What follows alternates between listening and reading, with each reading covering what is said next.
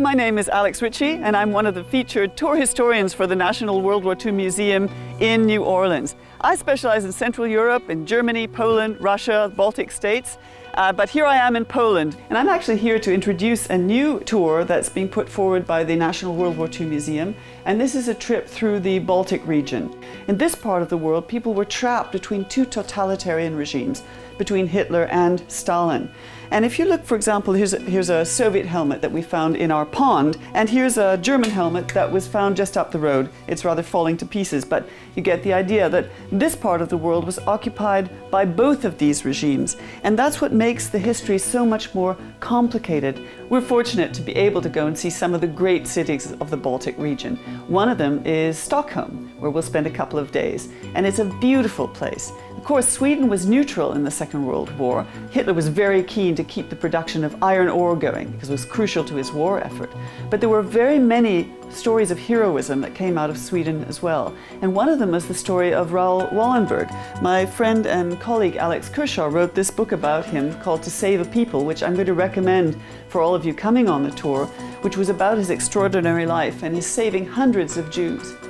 The situation in places like St. Petersburg, which we'll also visit, Hitler invaded and he decided he wanted to destroy the great city of St. Petersburg.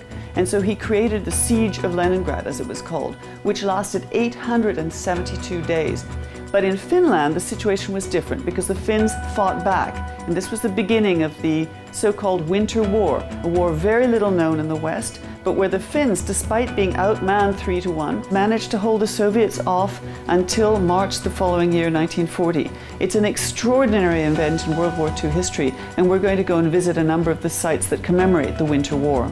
Another of the cities that we're going to is a great gem of the Baltic, is Copenhagen. But in 1943, Hitler clamped down, and one of the things he demanded of the Danes was that they hand all the Jewish population over to the Third Reich. The Danes refused, and over 7,200 out of 7,800 Jews were saved because the people of Denmark got together, hid them in fishing boats, and they were brought to Sweden. So a number of these tales of heroism and extraordinary feats are going to be commemorated during our World War II tour of the Baltic. Well, I'm obsessed with history, the history of the Second World War, and I'm fascinated by this region. So I'm very much looking forward to guiding you on a tour of the Baltic states. As with all National World War II Museum tours, we're going to be traveling in great luxury aboard a mega yacht, the Le Soleil, which sails in the Baltic normally, and it's an absolutely wonderful experience because the Baltic Sea is a very beautiful, very little known part of the world.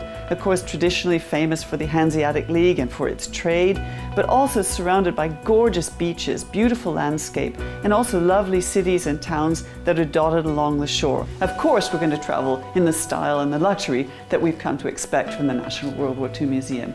So welcome and do join us on this tour of the Baltic Sea.